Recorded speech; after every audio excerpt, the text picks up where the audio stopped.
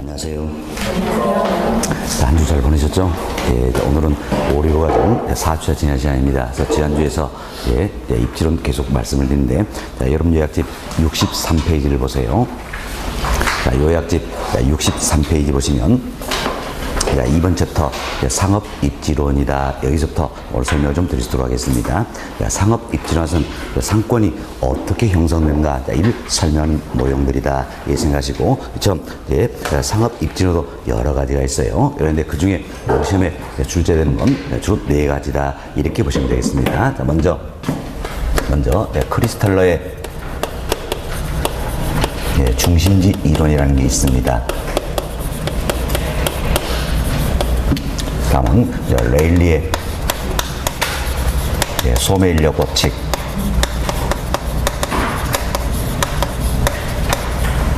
그리고 컨버스의 분기점 모형,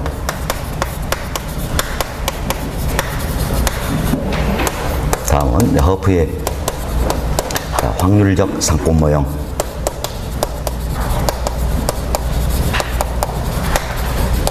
자, 이들이 상업 입지로서 우리 시험에 출제하는 영역들이다. 이렇게 생각하시면 되겠어요. 물론 이외에도 넬슨의 소매 입지론인지 후보의 입지효과 시간법칙 등등 여러 가지가 있습니다. 그렇지만 우리 시험에 출제된 건 바로 이 4가지다 생각하시고, 이 4가지 중에서도 특히 출제비도 높은 게 있어요. 바로 레일리의 소매 인력 법칙, 그리고 허프의 확률적 상권 모형, 이 2가지가 출제비도가 아주 높은 부분이에요. 그래서 이제 최근 5년 동안은 바로 이제 레일리의 소매 인력 법칙과 허프의 확률 상권 모형, 이 2가지를 번갈아가면서 출제를 했었습니다. 그래서 이분이 가장 중요한 부분이다. 그래서 저희는 1, 2월, 3, 4월 지속적으로 이분들을 학습을 해왔어요.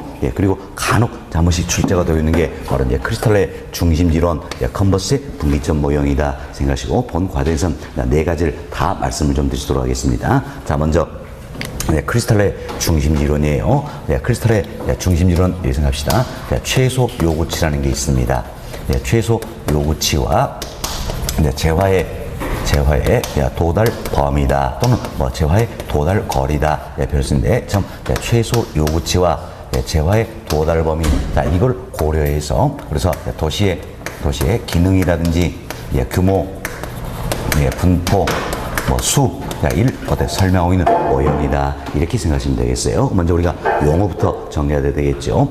최소 요구치라는 게 있고, 재화의 도달 범위라는 게 있다. 이부터 용어 정리를 하겠는데, 먼저 여기에 이와 같은 중심이 있다는 이야기예요. 이 중심이 있으면 이 중심이 중심 기능을 수행하기 위해서는 최소로 필요한 상권의 범위가 있다. 오랜만입니다.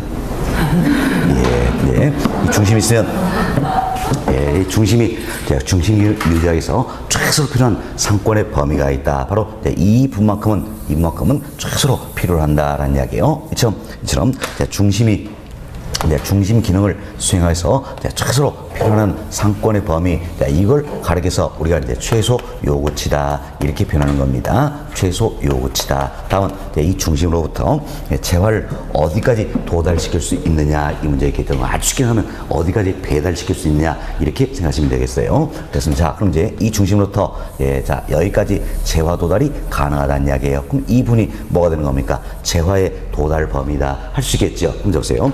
이 중심 기능을 유지하기 위해서는 최소한 이만큼의 상권이 필요하다는 이야기야. 이만큼의 상권이 필요한데, 재화는 여기까지 도달이 가능하다. 그럼 최소로 필요한 상권의 범위 이분만큼 재화 도달이 됩니까, 안 됩니까? 안 되잖아요. 그래서 이때는 중심지가 형성될 수가 없다라는 겁니다. 없다. 반면 이제 재화의 도달 범위가 이렇게 형성이 된다는 이야기예요. 이렇게 형성이 된다. 그럼 이때 한번 보세요. 이 중심기를 유지해서는 최소한 이만큼의 상권이 필요하다는 이야기예요. 그럼 이제 이 부분만큼은 재화 도달 시킬 수 있어요, 없어요? 있지요. 그렇죠? 그럼 이때는 중심지가 형성이 된다. 그래서 중심지가 형성이 되기 위한 조건이 뭡니까? 최소 요구치 이 부분만큼은 재화 도달 시킬 수 있어야 되겠죠? 그래서 최소 요구치 이보다도 재화의 도달 범위, 재화의 도달 거리가 더 넓어야 된다는 거죠. 결국은 재화의 도달 범위 내에 최소 요구치가 들어 있어야지 중심지가 성립이 된다. 이렇게 생각하시면 되겠습니다. 그때 단일의 중심이라는 이야기예요. 중심이 딱 하나 있다. 이때는 원형의 원형의 형태로서 배우제 형성되는 게 아주 이상적이다. 이렇게 보고 있는 겁니다. 그럼 자, 보세요. 이제 이처럼 중심이 딱 하나 있다는 이야기예요. 하나 있으면 이처럼 원형의 형태로서 배우지가 형성이 된다. 그래서 이 중심의 최소 요구치도 이 부분이고 다음은 재화의 도달 범위도 여기까지라는 이야기예요. 이때가 가장 이상적이다. 이렇게 주장하고 있는 겁니다. 그렇지만 다수의 중심이 있을 때는 원형은 더 이상 이상적이 되지 못한다는 이야기예요. 그럼 자, 우리가 이런 생각을 해봅시다. 자, 보세요. 자, 이처럼 원형의 형태로서 배우지가 형성이 된다는 겁니다. 근데 여기서요. 자, 여기에 중심이 있죠. 이 중심의 최소 요구치는 이 부분이고요. 최소치는 이 부분이고, 다음 재화의 도달 범위는 여기까지다라는 겁니다. 다음 여기에 중심이 있죠. 이 중심의 최소 요구치는 이 부분이고, 재화의 도달 범위는 여기까지다. 다음 이 중심의 최소 요구치는 이 부분이고, 재화의 도달 범위는 여기까지다라는 이야기예요. 좀 다수의 중심이 존재할 경우 원형 형태로서 배우지가 형성이 되다 보니까 결국은 이 부분은 재화 도달이 됩니까? 안 됩니까? 안 되죠. 좀 사각지대가 발생을 하더라라는 거예요. 그래서 모든 곳에 재화 도달 시키기 위해서 여기 배우지를 하나 더 만들어 버립니다. 이렇게 배우지를 하나 더 만들어 버린다면 이때는 어떻습니까? 이 부분들이 불필요하게 자, 중복 경쟁을 하고 있는 부분이다라는 걸 알 수 있겠지요. 그래서 이도 이상적이 되지 못하다는 이야기예요. 그럼 이제 다수의 중심이 존재해서는 원형 형태는 더 이상 이상적이 못하다는 이야기예요. 그럼 자, 어떻게 될 것인가? 모든 곳에 재화는 도달시켜주면서 불필요하게 중복 경쟁하지 않아야 되겠죠?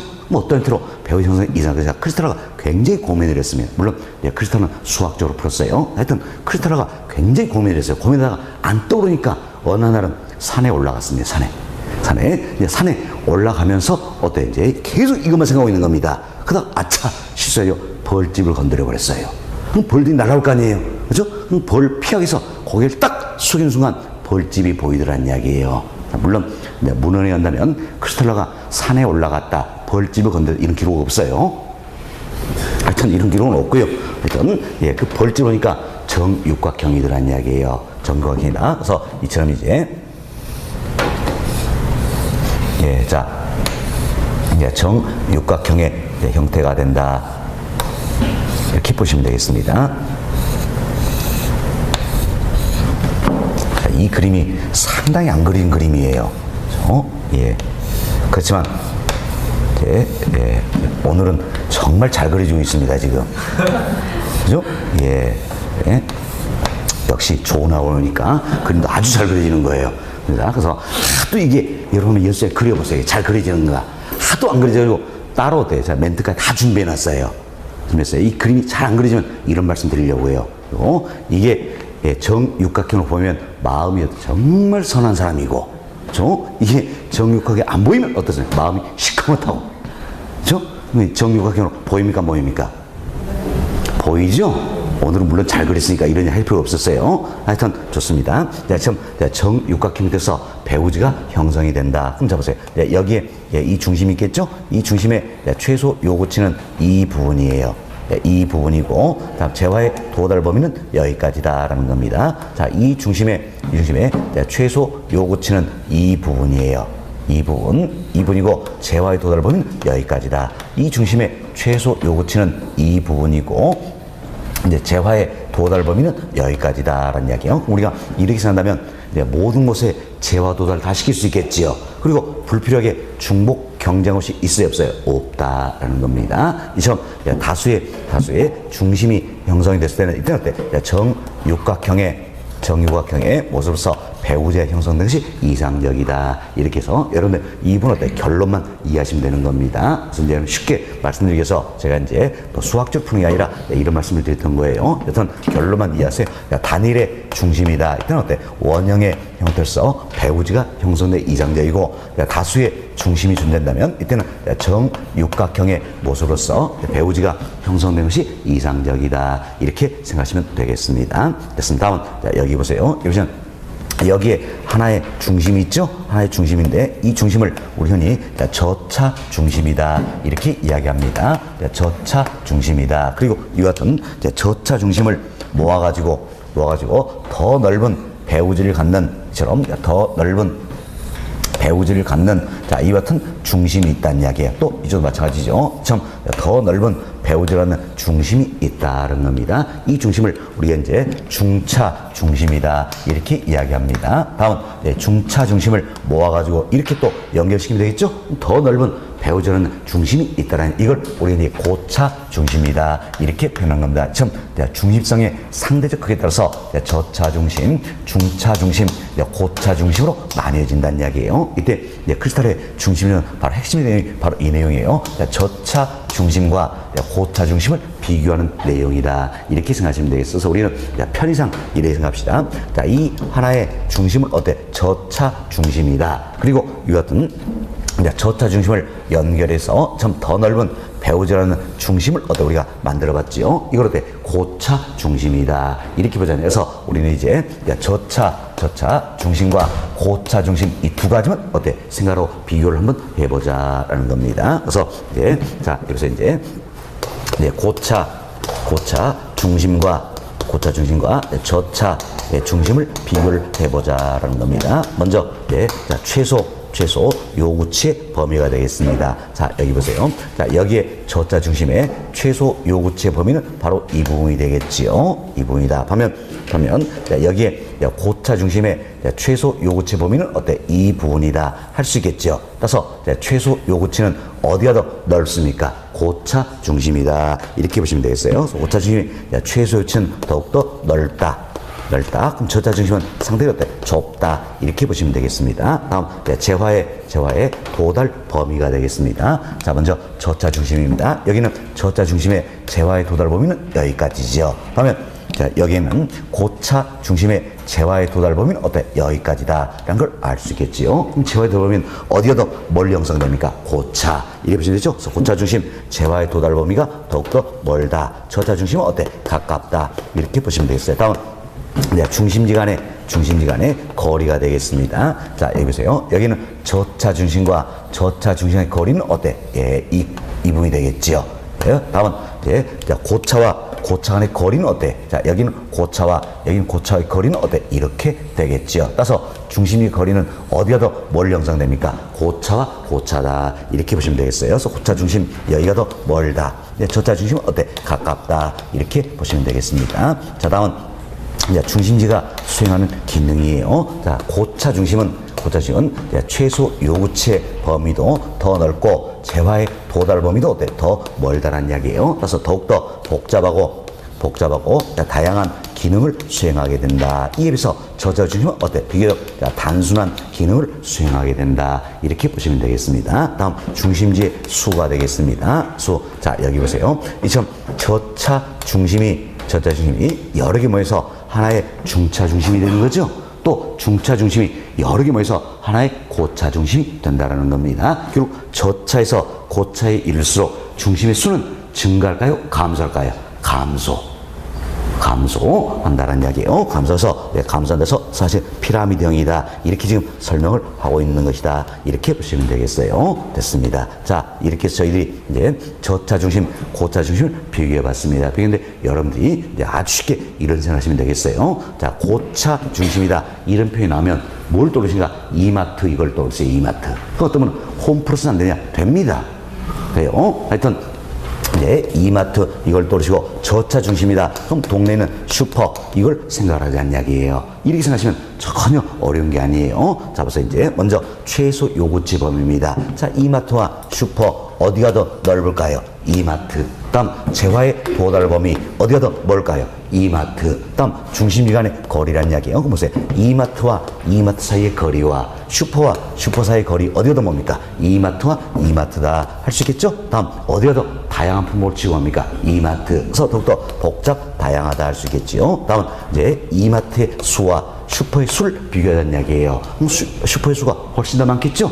이마트는 더 적다라는 이야기예요. 그래서 저차에서 고차일수록 중심의 수는 어때? 감소, 피라미드를 이루게 된다. 이렇게 생각하시면 되겠어요. 그럼 자, 우리가 이 내용을 살펴보니까 결국 크리스탈의 중심지론에서는 최소 요구치와 재화의 도달 범위, 자, 이를 고려해서 도시의 기능이라든지 규모라든지 분포, 수 이와 같은 걸 설명하는 모형이다 할 수 있겠죠. 그렇죠? 네, 이런 정도로 이해가 되시면 되겠습니다. 자, 이렇게 해서 크리스탈의 중심이론 말씀을 좀 드렸어요. 자, 여러분, 자, 요약집 잠깐 보시도록 하겠습니다. 자, 요약집 63페이지를 한번 보세요. 자, 63페이지 보시면 양골의 1번, 자, 크리스탈의 중심이론이다 소개되고 있는데 동그라미 1번 봅시다. 재화의 도달거리 또는 뭐 재화의 도달범위다 할 수 있겠지요. 자, 최소 요구치의 관계를 통해 도시의 수, 규모, 분포, 기능 등을 설명하는 이론이다. 그런 거죠. 동그라미 2번 두 번째 중간쯤에 괄호 보세요. 중심지의 성립 조건입니다. 그럼 중심지가 성립하기 위해서는 어때? 최소 요구치보다도 재화의 도달 범위가 어때? 더 넓어야 한다는 이야기예요. 결국 재화의 도달 범위 내에 최소 요구치가 들어 있어야 된다. 네, 이 내용이 되겠습니다. 다음 동그라미 3번부터는 용어 정리한 내용이에요. 중심지란 재화 서비스를 생산 공급하는 도시의 중심을 말한다. 그죠? 이러한 중심지가 주변 지역의 재화 서비스를 제공하는 기능을 뭡니까? 중심지 기능이다 라고 표현합니다. 다음 동사 4번 최소 요구치란 중심지 기능이 유지되기 필요한 최선의 상권의 범위를 말한다 그랬지요. 즉 중심지 기능이 유지되기 필요한 최선의 수요를 말한다. 동사 5번 재화의 도달 범위란 중심지가 재화 서비스를 공급할 수 있는 최대 지역 범위를 말한다. 그래서 중심지 기능에 영향을 받는 공간적 한계거리로 중심지로부터 판매량 또는 수요량이 얼마입니까? 0이 되는 지점까지 거리를 말한다. 밑에 0 여기에 동그라미 쳐놓으시고 조심하시기 바라겠습니다. 자, 이건 여러분이 이렇게 생각하세요. 쉽게 우리가 이렇게 생각하자는 이야기야. 내가 물건 팔고 있어요. 팔았으면 어디까지 배달해 줄 것인가? 어디까지 될 거야? 내 물건을 살 사람이 있으면 배달합니까? 안 합니까? 하겠죠. 지금 내 물건 살 사람이 없다는 이야기예요. 그럼 배달합니까? 안 합니까? 안 한다. 이 생각하시면 돼요. 그럼 내 물건 살 사람이 있다는 이야기는 수요량이 얼마입니까? 0. 그럼 내 입장에서는 판매량이 얼마입니까? 0이 되겠죠. 여기까지 배달한다. 이렇게 생각하시면 되겠어요. 그래서 자, 이제 판매량 또는 수요량이 얼마입니까? 0이 되는 지점까지 거리를 말한다. 우리 시험 이걸 어때? 1 이렇게 말 바꾸기 한 겁니다. 잘못된 거죠? 0이 되는 지점까지 거리를 말한다. 이렇게 생각하시고 다음은 동그라미 6번입니다. 동그라미 6번은 이 내용이에요. 그러니까 단일의 중심이다. 일단 어때? 원형 형태로서 배우자 형성이 이상적이지요. 그리고 다수의 중심이 준다면 정육각형의 형태로서 배우지가 형성은 이상적이다. 이렇게 보시면 되겠습니다. 동그라미 7번 중심지 계층 안의 보소 원리로서 중심지는 중립성의 상대적 크기에 따라 고차, 저차 중심지로 구분이 된다라는 거죠. 그리고 8번부터 10번까지는 바로 여기에 있는 이 내용이에요. 이 내용 때문에 여러분 읽어보시고 그 아래 박스의 그림은 어떻게 한번 눈으로 보는 걸로 만족하시면 될 부분입니다. 그리고 다음 페이지 넘겨보세요. 넘겨보시면 상단에 보충학습 박스가 나와 있죠. 박스가 바로 우리가 여기서 정리했던 어때? 이 내용을 지금 제가 박스로 넣어드린 것이다. 이렇게 생각하시면서 어때? 고차 중심, 저차 중심 비교가 되시면 되겠다라는 의미에서 항상 우리 시험에서도 모의고사 마찬가지입니다. 고차 중심, 저차 나오면 고차는 뭘 돌리자? 이마트. 저차는 뭡니까? 슈퍼. 이걸 생각하시면 절대 틀리지 않는다. 이렇게 보시면 되겠어요. 그래서 박스 내용 한 번 더 보시기 바라겠고 그리고 박스 내용 맨 우측에다가 이거 하나 적어놓으시기 바라겠습니다. 자, 중심의 수 여기 적으시고 피라미드형 이거 하나 그려주시기 바라겠어요. 그래서 저차에서 고차에 이를수록 중심의 수는 증가하는 겁니까? 감소하는 겁니까? 감소한다. 그래서 피라미드형이다. 이렇게 해서 이거 하나 딱 그려주시면 되겠다라는 겁니다. 자, 이렇게 해서 저희들이 이제 크리스탈의 중심 이론 다 설명드리고 요약도 통해서 한 번 더 반복해서 말씀을 드렸습니다. 자, 다음 두 번째로 레일리의 소매 인력 법칙입니다. 자, 이거는 우리 여러 차례 학습해온 부분이에요. 자, 이거 봅시다. 이제 여기에 A라는 도시가 있고 여기에 B라는 도시가 있다라는 겁니다. 처럼 이제 A, B라는 도시가 있다. 두 도시 사이에 지금 고객들이 존재하고 있다는 이야기예요.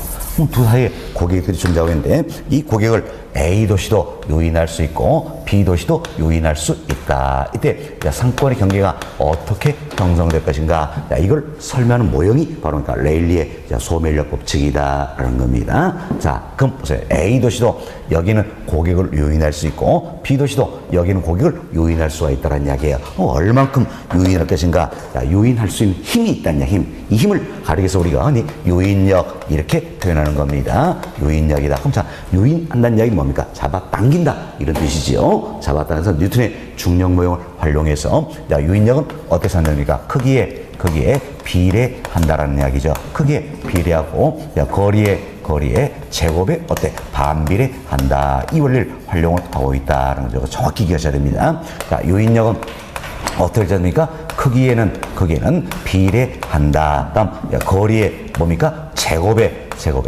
반비례한다라는 겁니다. 자, 이걸 우리가 이제 식으로 표현을 해보자라는 겁니다. 식으로 표현인데, 자, 요인력은 이래 표현되겠죠. 자, 보세요. 한쪽은 비례하고 한쪽은 반비례하니까 분모 분자의 관계가 되겠다는 거죠. 근데 항상 비례하는 쪽은 뭐가 됩니까? 분자가 되겠죠. 분자. 크기. 다음은 반비례하는 건 뭡니까? 분모가 되겠다. 거리에 제곱이다. 그래서 요인력은 거리의 제곱분의 크기다. 이렇게 표현이 되는 겁니다. 근데 자 보세요.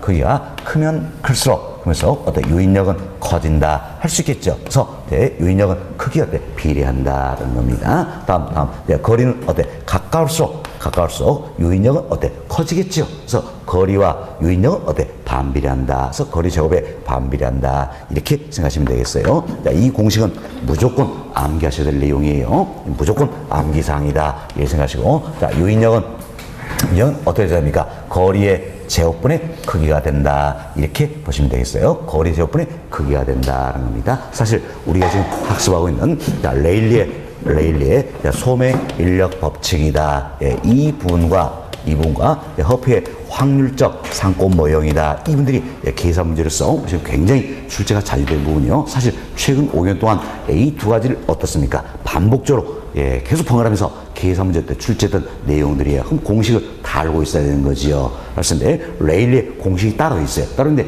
여기까지 다 외우다 머리가 빠개지니까 우리는 비법을 통해서 이 두 가지를 어때? 공식 하나로 끝내버리는 겁니다. 그 공식이 바로 이 부분이에요. 자, 요인력은 거리 제곱분의 크기다.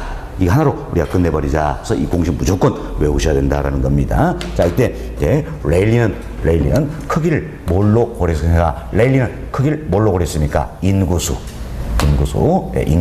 고려한다. 이렇게 보시면 되겠습니다. 인구수로 고려하고 있다. 하시면 되겠어요. 자, 여튼 요인력은 어떻게 됩니까? 크기에 비례하고 거리조에 반비례한다. 이렇게 보시면 되겠습니다. 자, 다음은 또 이제 우리가 이런 사례를 한번 살펴봅시다. 그래서 이제 여기에 A 도시가 있고 여기에 B 도시가 있다라는 겁니다. 처음 A 도시, B 도시인데 A 도시의 인구는 7만 명이고요. B 도시의 인구도 7만 명이다. 이때 A와 B 두 도 사이에 고객들이 존재하고 있다는 이야기야. 그럼 이때 상권의 경계는 어떻게 형성이 될 것인가 하는 거죠. A 도시도 B 도시도 여긴 고객을 유인할 수 있겠죠. 이때 상권의 경계는 어떻게 형성될 것인가. 자, 보세요. A의 인구가 얼마입니까? 7만. B의 인구가 얼마입니까? 7만. 그럼 인구가 같잖아요. 인구가 같다는 얘기는 그런 겁니까? 크기가 같다. 그 이야기죠? 크기가 같다. 자, 레일리는 크기를 뭘로 봤습니까? 인구수. 그럼 크기가 같으니까 잡았다는 힘이 어때? 똑같겠지요. 그래서 상권의 경계는 정확히 어디 형성됩니까? 중간 지점에서 형성이 된다. 이렇게 생각하시면 되겠어요. 중간 지점에서 형성이 된다. 다음 또 이제 우리 이 케이스를 봅시다. 자, A 도시가 있고요. 자, 여기에 B 도시가 있다는 겁니다. 이제 A 도시의 인구는 42만 명입니다. 42만 명이고 B 도시의 인구는 어때? 7만 명이다라는 이야기예요. 이때 A와 B 두 도 사이에 지금 고객들이 존재하고 있다는 거죠. 이 고객을 A 도시도 요인할 수 있고 B 도시도 요인할 수 있다는 이야기예요. 그럼 이때는 상권의 경계는 어떻게 형성이 될 것인가? 자, 이거니까 인구수가 다르네요. 그럼 인구수가 다르다는 이야기는 뭡니까? 크기가 다르다 할 수 있겠죠. 자, 그럼 요인할 수 힘, 요인력은 어떻게 됩니까? 크기에 비례한다 했죠? 그럼 크기가 클수록 어때? 더 많은 고객을 끌어간다는 이야기예요. 따라서 상권의 경계는 A 도시 쪽에 더 가깝습니까? B 도시 쪽에 더 가깝습니까? B 도시 쪽에 더 가깝게 형성된다. 할 수 있겠죠? B 도시에 더 가깝게 형성이 된다라는 이야기예요. 사실 A가 인구가 더 많다는 이야기, 크기가 크다는 이야기죠. 그러니까 어때? 더 많은 고객을 끌어간다는 이야기예요. 그런다. B는 크기가 작으니까 더 적은 고객을 끌어간다. 그 이야기죠. 결국은 자, 여기에는 고객들은 물건 사러 어디로 갑니까? A 도시로 간다. A 도시가 유인하는 거고, 여기는 고객들은 물건 사러 어디로 갑니까? B 도시. B 도시가 유인한다. 이렇게 보시면 되겠어요. 결국은 상권의 경계는 크기가 어때? 크기가 작은 쪽에 더 어때? 가깝게 형성이 된다. 할 수 있겠죠? 크기가 큰 쪽부터 더 멀리 형성된다. 이렇게 보시면 되겠습니다. 그래서 레일리의 소멸력 법칙이다. 이론적으로 이론용도 이해하시고요. 다음 계산 문제 반드시 대비가 되셔야 됩니다. 그래서 이제 여러분 요약집에 예제를 하나 넣어드렸습니다. 예를 통해서 우리 계산 문제 한번 살펴보도록 하겠습니다. 자, A, B 도시 사이에 C 도시가 위치한다. 되어 있죠. 그럼 자, 보세요. 이제 A와 B 도시 사이에 C 도시가 위치한다라는 겁니다. 레일리의 소매 인력 법칙을 적용할 경우 C 도시에서 A, B 도시로 구매활동이 유인되는 인구 규모는 묻고 있죠. 단 C 도시의 인구는 모두 구매자이고 A, B 도시에서만 구매하면서 가정한다는 겁니다. 박스 보세요. A 도시의 인구는 얼마입니까? 40만 명이 되겠죠.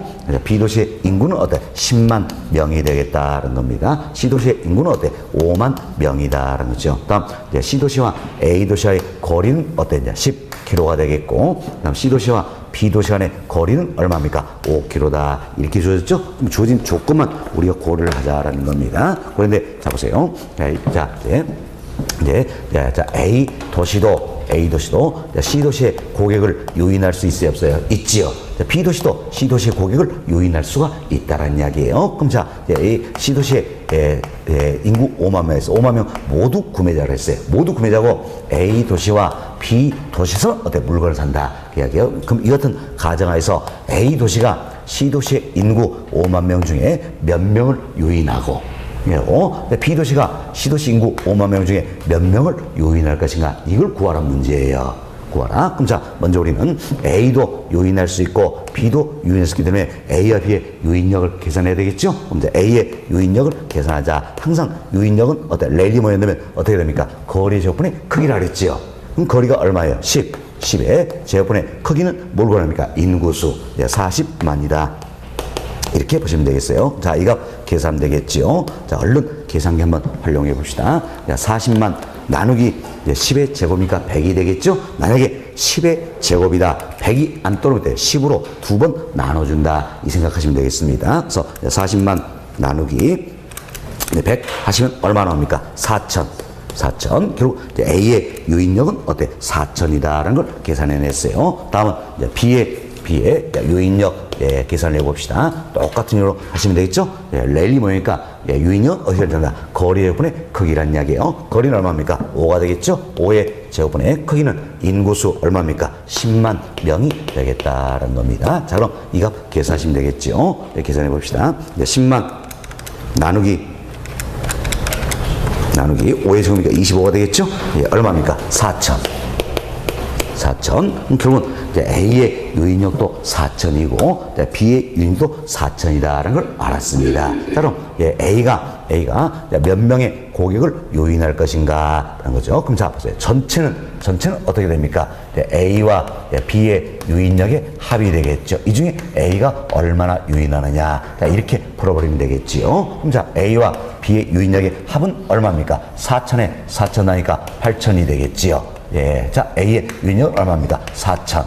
약분하니까 2분의 1, 0.5가 되겠죠? 따라서 유인할 수 있는 확률은 몇 프로입니까? 50%다. 인구 유인 비율은 50%다는 걸 알 수 있겠죠. 그리고 A가 C 도시의 인구 5만 명 중에 몇 프로? 50%를 유인할 수 있다라는 겁니다. 자, 이 5만 명 모두가 어때? 구매자를 했죠? 구매자니까 바로 5만 명의 50%다 생각하시면 되겠어요. 몇 명입니까? 2만 5천 명이 되겠다. 그럼 A가 2만 5천 명의 고객을 유인할 수 있고, 한 B 도시 마찬가지가 되겠죠. 또 5만 명 모두가 구매자니까 구매자니까 A 도시가 25,000명 유인한다면 나머지는 어때? B 도시가 유인한다. 얼마입니까? 25,000명이다. 이렇게 생각하시면 되겠습니다. 됐습니다. 그래서 우리가 이제 원론적으로 풀었어요. 그런데 여러분이 조금 더 시간을 줄이기 위해서는 이 생각을 하시라는 이야기예요. 여기 보세요. 보시면 자, 지금 레일리나 앞으로 말씀드린 컨버스 모형은 두 도시나 두 상점을 가져가는 모형이에요. 그럼 자, 딱 이처럼 A, B 두 도시밖에 없다는 이야기예요.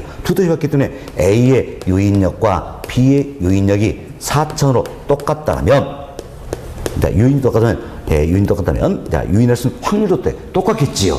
그럼 둘이 똑같으니까 얼마입니까? 5대5라냐, 5대5. 5대5. 그럼 자, A가 C도시의 인구를 유인할 수 있다. 확률이 몇 프로가 되겠습니까? 50%. 바로 이렇게 계산하면 되겠지요. 뭐 이 과정을 거칠 필요가 없다는 이야기예요. 그러나 이게 이제 달라지면 이런 과정 거쳐야 되겠죠? 그래서 여기서 한번 설명을 드렸고, 자, 유인력이 똑같다라면 딱 둘이 있으니까 유인해서 확률, 인구 유인비율은 둘이 똑같다는 이야기예요. 5대5다. 할 수 있겠죠? 그럼 인구 5만 명 모두가 구매자니까 5만 명이 50이니까 25,000명이다. 여기도 마찬가지죠. 25,000명이다. 바로 이렇게 답을 찾을 수가 있다. 아시겠죠? 이게 이제 시간을 좀 줄이는 방법이다. 이렇게 보시면 되겠습니다. 자, 이제 이런 정도 연습하시면 되겠어요. 그리고 실제 우리 시험도 똑같은 패턴입니다. 패턴은 똑같아요. 다만 바뀌는 건 숫자만 바뀔 뿐이라는 이야기예요. 숫자만. 자, 여기는 자, 인구수. 이 숫자 바뀔 수 있겠죠. 다음, 거리 어때? 바뀔 수 있겠죠. 숫자만 바뀔 뿐이다. 패턴은 똑같다 생각하시고, 이런 정도 연습하시면 뭐 충분할 것이다 생각이 됩니다. 됐습니다. 자, 그래서 계산 문제까지 다 풀어드렸고요. 다음은 이제 컨버스의 모형으로 넘어갑니다. 자, 이 컨버스 모형은 레일리의 소멸 법칙 1 어때? 수정한 내용이다. 이렇게 생각하시면 되겠습니다. 수정 내용으로 이렇게 생각하시면 되겠어요. 그럼 자, 벌써 이제 이 사례 연다면 A 도시로부터 몇 킬로 떨어진 점이 상권의 경계 분기점일 것인가, 이걸 설명하는 모형이에요. 또는 B로부터 몇 킬로 떨어진 점이 상권의 경계 분기점이 될 것인가, 이걸 설명하는 모형이다. 컨버스도 마찬가지예요. 두 개의 상점을 가정하고 있다는 이야기예요. 그럼 두 개의 상점을 가정하기 때문에 결국 A로부터 몇 킬로 떨어져 있느냐, B로부터 몇 킬로 떨어지냐, 이걸 계산하면 되겠다라는 겁니다. 그래서 구매 영향이 같은 상권의 경계 분기점의 위치를 구하는 모형이다. 이렇게 생각하시면 되겠습니다. 됐습니다. 자, 그럼 우리는 이제 가세요. A로부터 몇 킬로 떨어진 점이 분기점이 될 것인가, B로부터 몇 킬로 떨어진 점이 분기점이 될 것인가, 이 공식이 달라요. 그럼 공식이 다니까 두 개를 다 외워야 되겠지요. 그러나 우리는 이제 하나만 기억을 하자는 이야기예요. 왜? 딱 상점은 두 군데밖에 없으니까.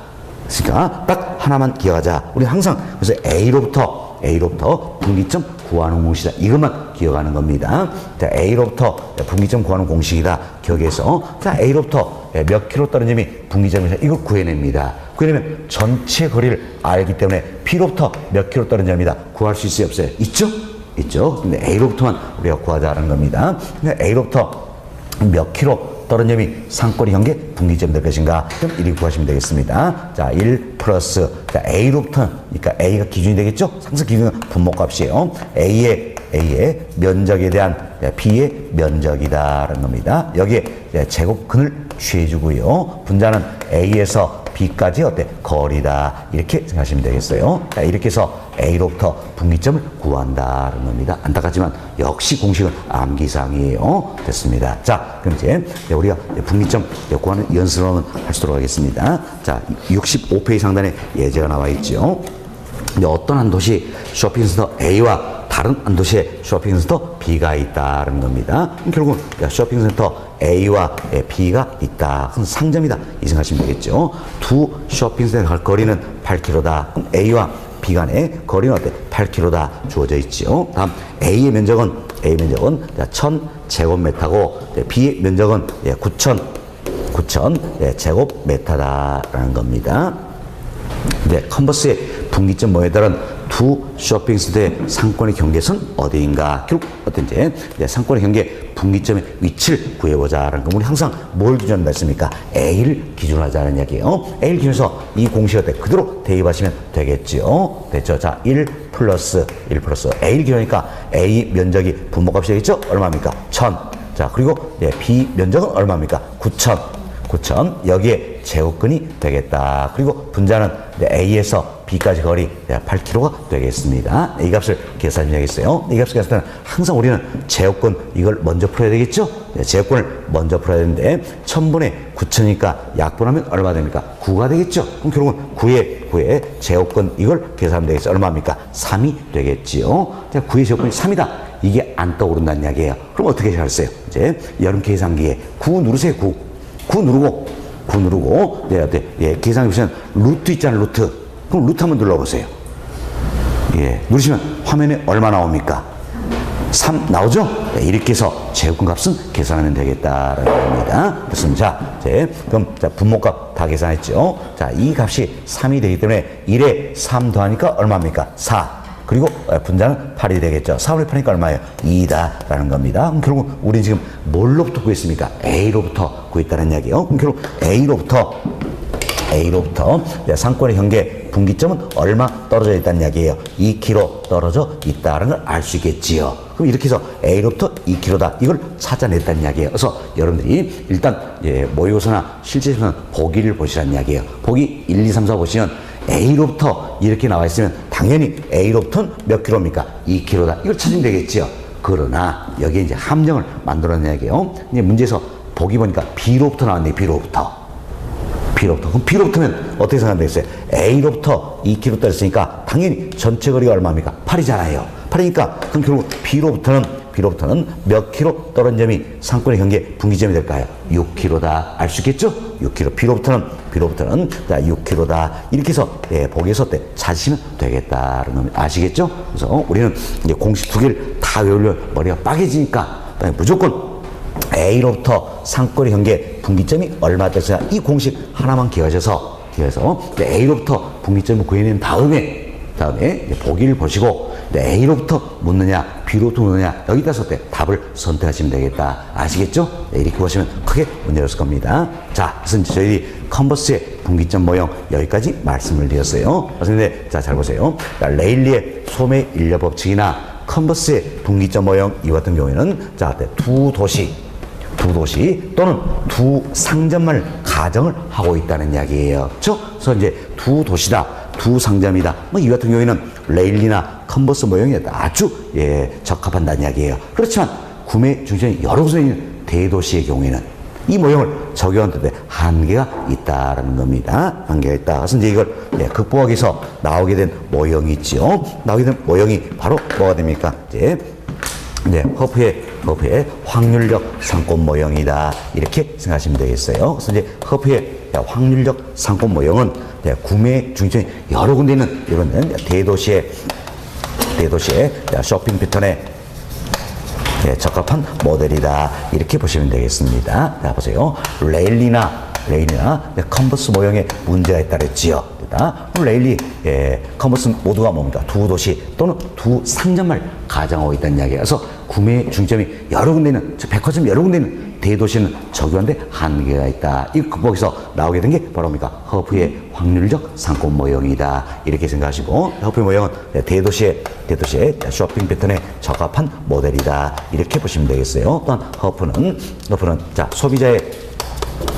소비자의 개성이라든지 소비 행태 이걸 아주 중시했다라는 겁니다. 행태는 행동과 태도예요. 그리고 우리들의 개성이나 소비 행태 이걸 아주 중시했다. 이걸 이론화시켰다라는 겁니다. 그럼 우리가 이 부분을 통해서 크리스탈레의 중심지 이론이다. 이 자체는 도시 전체를 고려하는 거시적 측면에서 바라보고 있다 할 수 있겠지요. 그렇지만 허프의 황상권 모형이다. 이 모형은 우리들의 소비된 모습을 이루어시켰으니까 당연히 이런 미시적 측면이 강조되고 있다. 이렇게 비교할 수 있다는 겁니다. 또한 허프의 모형은 확률로서 풀어간다 해서 확률론적인 접근 방법이다. 이렇게 표현하고 있다. 보시면 되겠습니다. 자, 그럼 이제 우리들의 소비된 모습을 이론화시켰다라는 겁니다. 근데 우리들은 가급적이면 멀리 가서 물건 사는 겁니까? 가까운 곳에서 물건 사는 겁니까? 가까운 곳에서 물건 산다 할 수 있겠죠. 이걸 이론화시켜놨다 생각하시면 되겠어요. 그럼 자, 우리가 이런 예를 한번 들어봅시다.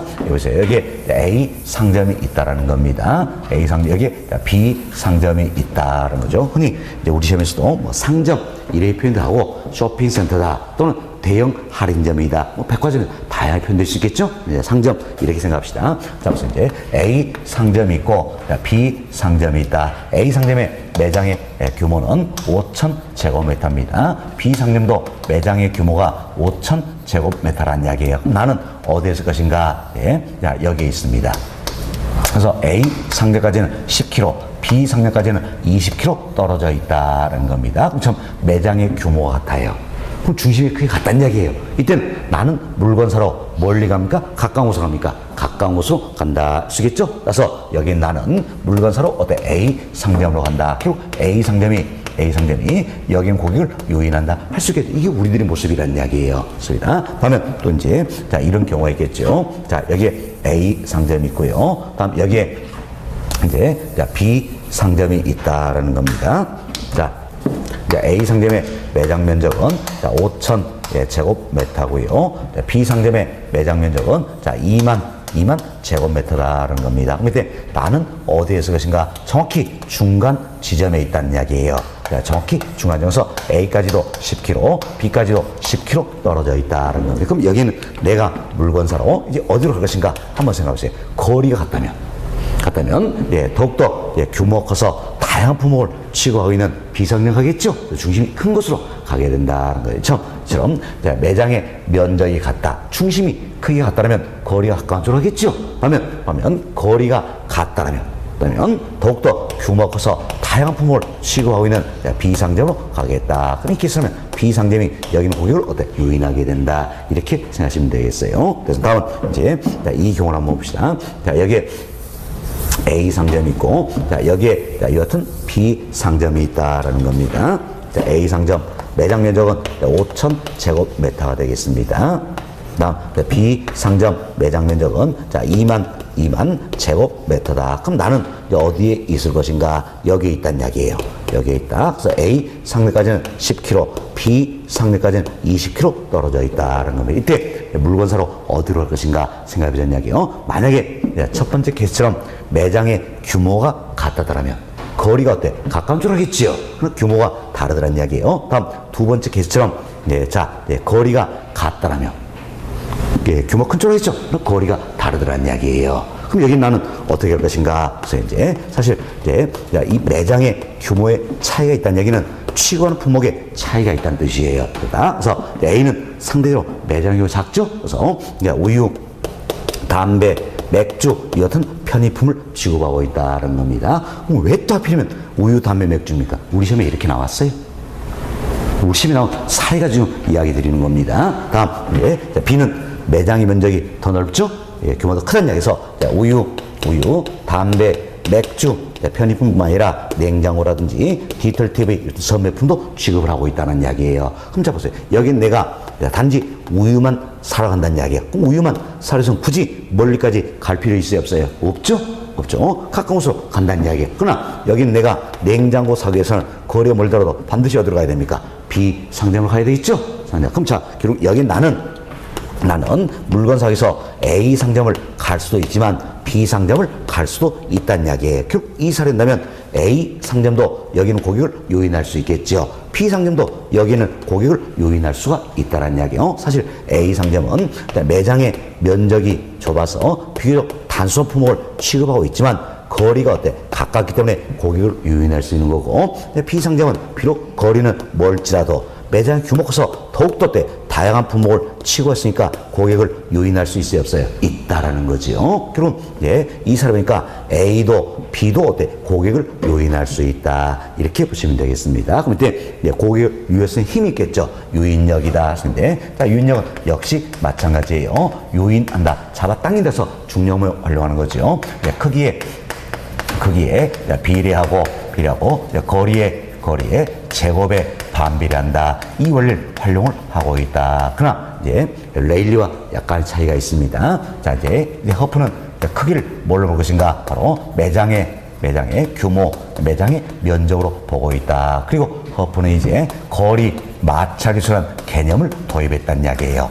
거리 마찰계수라는 개념을 도입했어요. 그래서 여기는 거리의 제곱이다. 이 값이 뭡니까? 거리 마찰계수에서 일반적으로 거리 마찰계수는 2로 가정을 많이 하기 때문에 거리의 제곱에 반비례한다. 이렇게 표현한 겁니다. 만약에 거리 마찰계수가 3이면 어때? 거리의 3승에 반비례한다. 이렇게 생각하시면 되겠습니다. 됐으면서 이제 랠리는 이제 거리 마찰 이런 개념이 없었어요. 허프는 거리 마찰계수라는 개념을 도입했다 생각하시고 우리 시험도 마찬가지예요. 거리 마찰계수는 일반적으로 2 이렇게 주어집니다. 한 번은 출제할 때 잘난 척 좀 했죠. 그래서 이제 거리 마찰계수를 2가 아니라 다른 값으로 바꿨어요. 그래도 그때 오류를 범해가지고 보기 1번부터 5번까지 모두가 정답으로 인정된 사례가 있었어요. 그 이후에는 항상 또 마찰계수는 얼마 나옵니까? 2. 네, 이렇게 생각하시면 되겠습니다.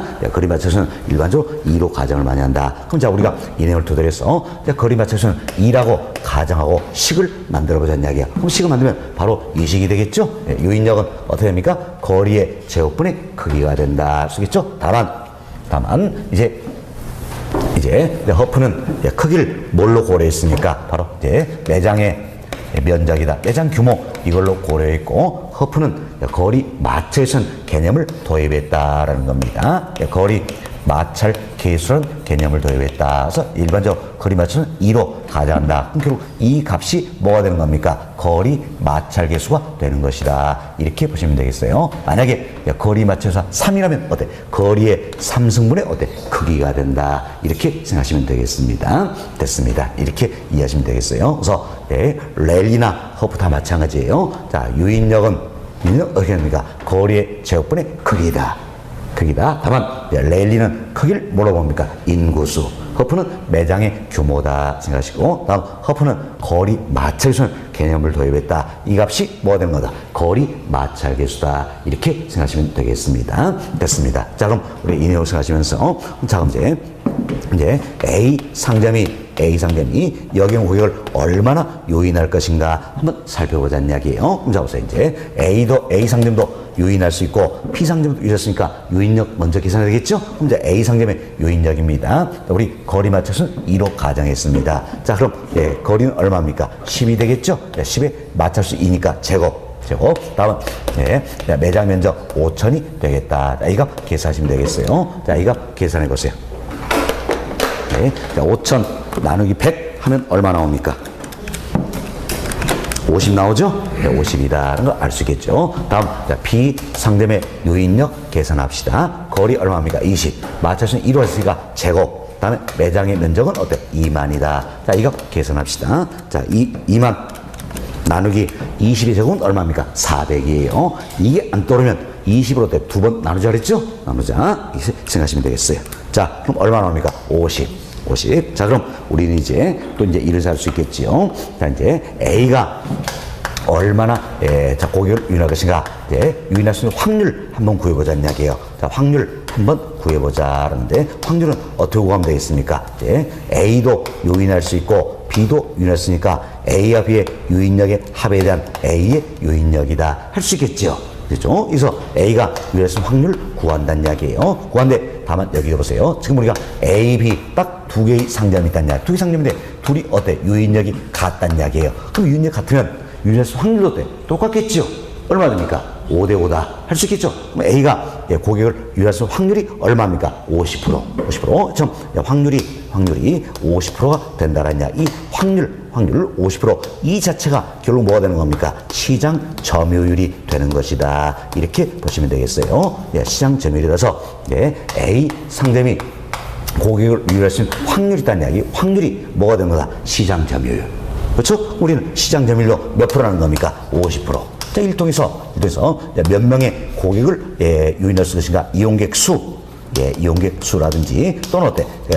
가능 내상고 이와 같은 거 어때? 추정을 할 수가 있다. 이렇게 보시면 되겠어요. 밑에 우리 또 이렇게 가정합시다. 자, 여기에 인구 30만 명이 있다는 이야기예요. 그럼 인구 30만 명인데 이 중에 60%가 A나 B 상점을 이용한다. 이렇게 가정하는 겁니다. 가정한다. 그럼 자 보세요. 우리가 조금 전에 레일리의 모형 풀스는 이 C도시 인구 5만 명이 모두 구매자라 그랬지요. 구매자. 그렇지만 여기에서는 어때 이제 인구 30만 명 중에 60%만이 어때 이제 구매자라는 이야기예요. 구매자. 그럼 얼른 이 생각하시면 되죠. 30만에 60%니까 얼마입니까? 18만 명. 결국은 18만 명이 A나 B 상점을 이용한다 그 이야기잖아요. 근데 A가 US 확률 시장 점유율이 몇 프로입니까? 50%. 50%니까 18만 명에 50%니까 얼마입니까? 9만 명. 이렇게 해서 이용 객수를 추정을 할 수가 있다라는 겁니다. 다음은 이제 가능 배상을 추정하면 돼. 이때 18만 명이 1인당 월 10,000원씩 지출 가능하다는 이야기여서 지출 가능 금액이 있다는 이야기예요. 그 지출 가능 금액인데 1인당 10,000원이다. 10,000원이다. 인당 10,000원. 그리고 월 10,000원이다. 그럼 이 같은 가정하에서 그래서 보세요. A는 몇 명의 고객을 유인할 수 있어요? 9만 명. 9만 명. 그럼 여기에 1인당 월 얼마입니까? 10,000원. 그럼 9만 명에 10,000원 계산해 보세요. 얼마 나옵니까? 9억 나오죠? 9억. 그래서 결국은 월 가능 매상고가 얼마 됩니까? 9억이다. 이렇게 추정을 해볼 수가 있다라는 겁니다. 그래서 지금 이제 허프의 모형을 통해서 우리가 확률을 구한다는 이야기예요. 확률. 사실은 이 확률 구하는 걸로 우리가 레일리의 모형도 다 끝내버렸잖아요. 그렇죠? 그래서 확률 자체가 뭐가 되는 겁니까? 시장 점유율이 되는 것이다. 라는 겁니다. 그래서 시장 점유율을 통해서 이용객 수나 가능 매상고를 추정을 할 수가 있다. 이렇게 보시면 되겠어요. 그러면 뭘로 풀어갑니까? 확률로 풀어간다. 그래서 허프의 모형을 확률적 상권 모형이다. 확률적인 접근 방법이다. 이렇게 표현을 하고 있다. 생각하시면 되겠습니다. 됐습니다. 자, 그럼 우리가 지금 이제 자, 허프의 모형이라면 확률을 구하는데 영향을 미친 요인이 세 가지가 있다라는 거예요. 세 가지가 있다. 자, 보세요. 이제 우리 확률 어떻게 했습니까? 지금 A와 B 두 상점에 있다 가정에서는 A의 유인력과 B의 유인력 합중에 A다. 이렇게 표현했죠. 그럼 A나 B의 유인력은 어떻게 산다는 겁니까? 당연히 마찰수 1로 가자면 거리 여분의 크기다. 따라서 확률 결정돼 거리 영향 미치겠죠? 다음 크기 영향 미친다는 이야기예요. 그래서 상점까지의 거리라든지 상점의 크기 그리고 경쟁 상점의 수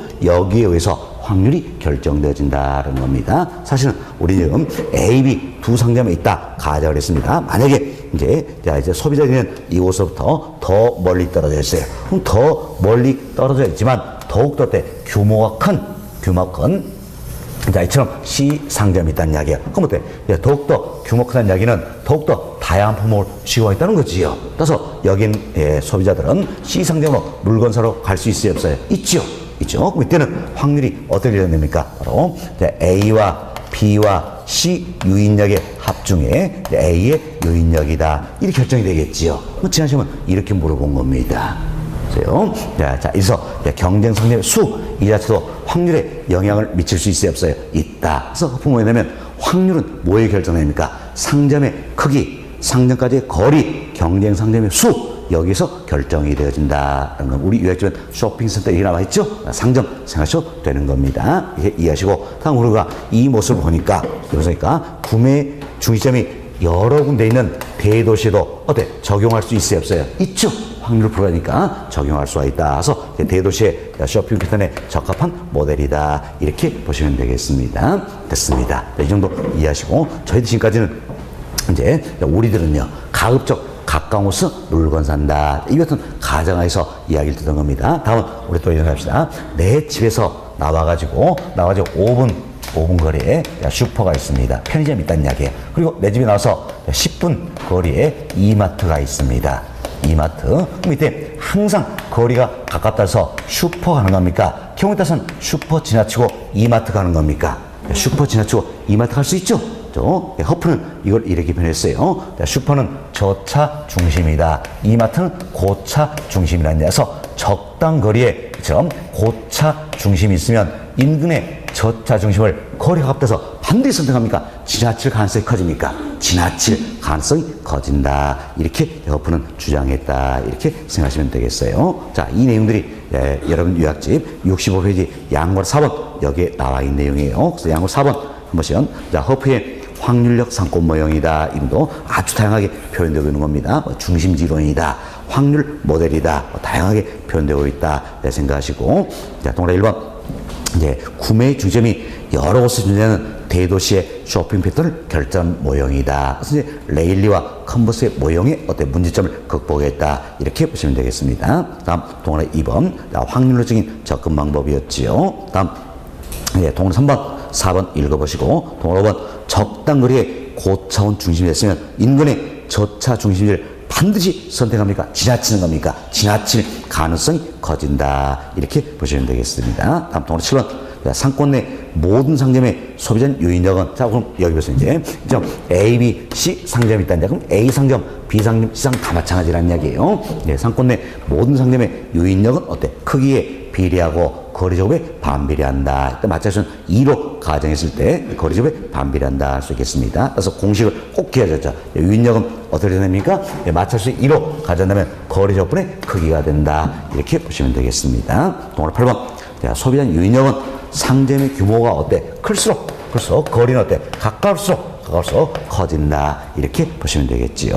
동그라 8번 이제 특정적의 쇼핑 선택할 확률은 자, 쇼핑센터까지 거리, 경쟁 쇼핑센터의 수, 쇼핑센터 크기 여기서 결정이 되어진다는 겁니다. 그래서 우리가 확률을 구하고 이 확률 자체가 뭐가 된 겁니까? 시장 점유율이 된다 할 수 있겠죠. 이를 통해서 이용객 수라든지 가능 매상으로 어때? 추정할 수가 있다. 이렇게 보시면 되겠습니다. 그래서 우리가 여기에서 이제 우리가 하나 예를 들어서 설명을 드리는데 이 사례도 우리 시험에 때 실제 출제했던 기출 문제였어요. 이거 가지고 말씀을 드렸고요. 이제 우리 교재에 나와 있는 예제는 어떤지 여러분들이 한번 풀어보시면 되겠죠? 지난 시험에 출제된 문제인데 꼭 한번 풀어보시면 되겠습니다. 됐습니다. 자, 이렇게 해서 저희들이 이제 상업 입지론 여러 있지만 그 중에 대표될 수 있는 4가지를 설명을 다 드렸어요. 자, 레일리의 소매 인력 법칙, 허프의 확률 상권 모형 이 2가지 어때? 가장 중요한 부분이라 그랬죠? 그리고 간혹 한번 출제되는 크리스탈 중심지론, 컨버스의 분기점 모형 여기까지 포함해서 본 과에서는 4가지를 다 말씀드렸습니다. 이번 시간 여기까지 정리해드리고 잠시 쉬었다가 다음 시간에 계속해서 점포 유형부터 간단히 또 설명을 좀 드리도록 하겠습니다. 10분 쉬었다 합니다.